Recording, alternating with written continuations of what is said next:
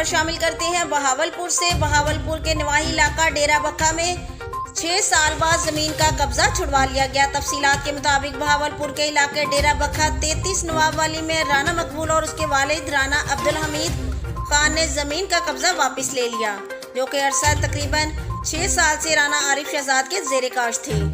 इलाका की पुलिस ने भी कब्जा वापस लेने में मदद की रिपोर्ट कर रही है Rana Mohammad Yusuf, bureau chief, district Bahawalnagar.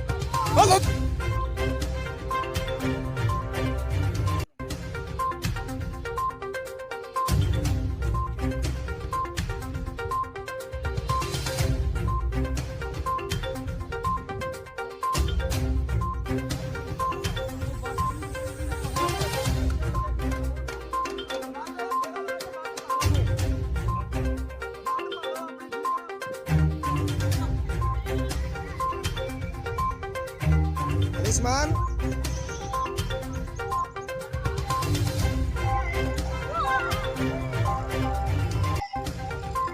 आगे साइड दे अहमद।